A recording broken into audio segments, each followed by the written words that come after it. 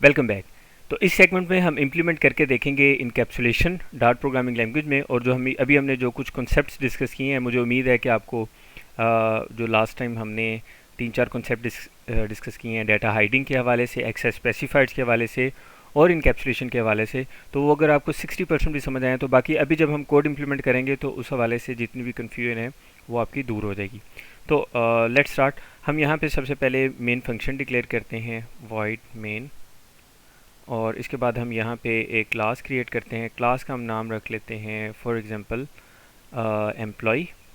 और इसके बाद हम इस क्लास में आ जाते हैं। यहाँ पे हम एक प्राइवेट प्रॉपर्टी डिक्लेयर करने जा रहे हैं क्लास की। तो पहले मैं आपको रूटीन में हम कैसे करते हैं हम उसको पहले देख लेते हैं। तो जैसे हम रूटीन में यूज़ करते हैं यहाँ पे एम्प्लॉय आईडी, और रूटीन में हम इसको इस तरह से यूज़ करते हैं इन जनरल। तो ये हमारी जो है पब्लिक क्लास प्रॉपर्टी है, जैसे भी हम रूटीन में इसको हम यूज़ कर रहे होते हैं। या इसी तरह अगर हम कोई मेथड करते हैं तो वो as a public method use होता है। अब डार्ट में हम इनकैप्सुलेशन कैसे इंप्लीमेंट करेंगे? हम ये चाह रहे हैं कि जो एम्प्लॉय आईडी है वो उसको हम इनकैप्सुलेशन के थ्रू एक्सेस करें। तो मैं क्या करूँगा, यहाँ एम्प्लॉय आईडी से पहले इधर अंडरस्कोर लगा दूंगा, बस। इससे ज़्यादा इसमें कोई डिफ़िकल्ट चीज़ नहीं है। जब मैं यहाँ अंडरस्कोर लगा दूंगा तो अब जो डार्ट है वो इसको कंसीडर करेगा कि ये आपका अब प्राइवेट क्लास प्रॉपर्टी है। इसको हम एक्सेस कैसे करेंगे उसका तरीकाकार भी देख लें। इसके लिए हमें दो मेथड्स डिक्लेयर करने होंगे किसी भी प्राइवेट जो क्लास प्रॉपर्टी है उसको करने के लिए। वो हमें गेटर्स और सेटर्स बनाने पड़ेंगे। गेटर और सेटर मेथड्स भी बना सकते हैं जो पब्लिकली एक्सेस किए जा सकें। एंड नंबर 2, हम उसमें वो गेट और सेट कीवर्ड्स के थ्रू भी उसकी वैल्यूज़ को अपडेट कर सकते हैं और एक्सेस कर सकते हैं। सो लेट्स सी, हम सिंपल से दो मेथड बनाते हैं। मैं यहाँ पे कमेंट्स में मेंशन भी कर देता हूँ, setter method for employee ID, ताकि आपको साथ साथ क्लियर होता जाए।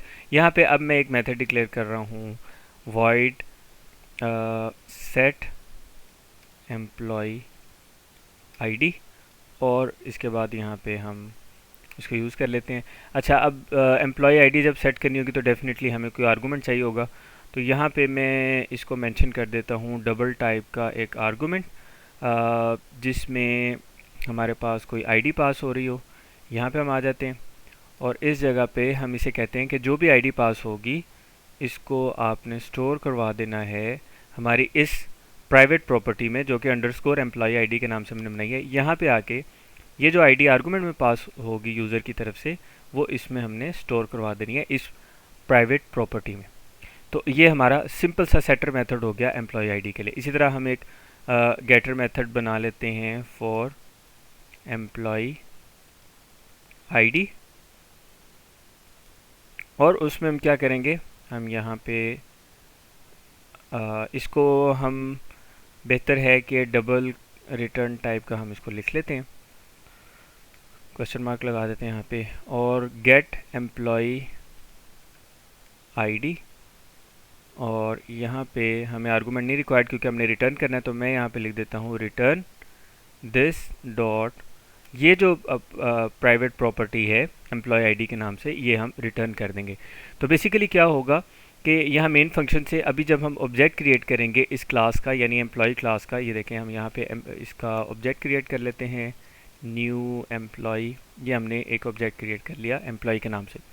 जब हमने ये ऑब्जेक्ट क्रिएट कर लिया तो अब हम यहाँ से डायरेक्टली एक्सेस नहीं करेंगे उस प्राइवेट प्रॉपर्टी को। वैसे हम अगर करेंगे भी तो आप याद रखिएगा यहाँ पे एरर नहीं आएगा। उसकी रीज़न मैंने आपको बताई थी, अभी मैं दोबारा इसके बारे में बताता हूँ। तो आइडियली हम क्या करेंगे, हम इन ये जो हमारे दो पब्लिक मेथड्स हमने नीचे क्रिएट किए हैं, सेट एम्प्लॉय आईडी और गेट एम्प्लॉय आईडी, इनके थ्रू हम वैल्यू आईडी की अपडेट करेंगे और एक्सेस करेंगे। तो सेट एम्प्लॉय आईडी के थ्रू मैं यहाँ पे यूज़र को आईडी दे देता हूँ 34897 फॉर एग्जांपल, और मैं इसके बाद एंटर कर देता हूँ। ठीक है, उसके बाद मैं इसी ऑब्जेक्ट के थ्रू यहाँ पे गेट एम्प्लॉय आईडी यूज़ कर लेते हैं। अब ये आईडी रिटर्न करेगा, लेकिन क्योंकि हमें उसको प्रिंट करवाना है तो मैं इसको यहाँ से कट करता हूँ, यहाँ पे एक प्रिंट स्टेटमेंट यूज़ करता हूँ। उस प्रिंट स्टेटमेंट में मैं इसके थ्रू इसको यूज़ कर लेता हूँ। यहाँ पे डॉट टू स्ट्रिंग कर देता हूँ ताकि ये प्रिंट करने में कोई मसला ना करे, और सेमीकोलन मैंने यूज़ कर लिया। तो ये देखें, ये दो मेथड मैंने यूज़ किए हैं इस प्राइवेट प्रॉपर्टी की वैल्यू को अपडेट करने के लिए और एक्सेस करने के लिए। सो लेट्स सी, यहाँ तक हमने जितनी वर्किंग की है इसको अभी हम रन करके देखते हैं। मैं यहाँ पे इसको एग्जीक्यूट करता हूँ तो आप यहाँ पे देखेंगे आउटपुट में 3, 4, 8, 9, 7 ये इस स्टेटमेंट के थ्रू आउटपुट दे रहा है। लेकिन इस स्टेटमेंट ने क्या किया था, employee dot set employee I D, ये जो मैंने यहाँ पे आई प्रोवाइड की थी, तो सेट एम्प्लॉय आई के इस मेथड के पास बेसिकली ये जो मेथड हमने नीचे लिखा, इस मेथड के पास वो आया, जो मैंने आईडी प्रोवाइड की थी वो इस जगह आई। उसके बाद यहाँ आके उन्होंने इस प्राइवेट प्रॉपर्टी को वो आईडी असाइन कर दी जो मैंने सेट एम्प्लॉय आईडी के मेथड को प्रोवाइड की। उसके बाद जब मैंने गेट एम्प्लॉय आईडी का जो मेथड था, पब्लिक मेथड यानी कि गेटर मेथड के तौर पे जिसको हम यूज़ कर रहे थे, उसको कॉल किया और प्रिंट स्टेटमेंट में से प्रिंट करवाया, तो उसने वही आईडी जो सेट करके इसमें स्टोर करवाई थी उसने मुझे वो आउटपुट में नीचे डिस्प्ले करवा दी।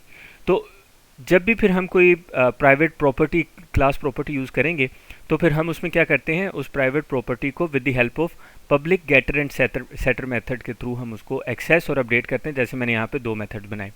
वैसे अगर आप यहाँ पे आमतौर पे बाज़ प्रोग्रामिंग लैंग्वेजेस में, if I am not wrong, तो जैसे जावा वगैरह में क्लास लेवल पे वो प्राइवेट प्रॉपर्टी बन जाती है, मेन फंक्शन में भी एक्सेस नहीं होती। लेकिन यहाँ पे अगर आप देखें तो मैं अगर प्रिंट स्टेटमेंट के थ्रू एम्प्लॉई का, ये जो हमारे पास एम्प्लॉई का ऑब्जेक्ट है डॉट, मैं यहाँ से मेन फंक्शन से इसको कॉल कर एक्सेस कर सकता हूँ। ये आइडियल अप्रोच नहीं है, लेकिन आप ये देखिएगा कि मुझे एरर नहीं देगा। तो मैं यहाँ पे इसको रन करता हूँ, आप ये देखें मुझे इसका भी आउटपुट दे रहा है। तो फिर हमें सवाल यहाँ पे ये पैदा होता है कि हमें इसका क्या फ़ायदा हुआ इस प्राइवेट प्रॉपर्टी का, जबकि मेन फंक्शन से एक्सेस दे रहा है। तो ये याद रखिएगा, ये जो प्राइवेट क्लास प्रॉपर्टी है ये इस क्लास के लिए प्राइवेट नहीं है बल्कि लाइब्रेरी लेवल पे प्राइवेट है।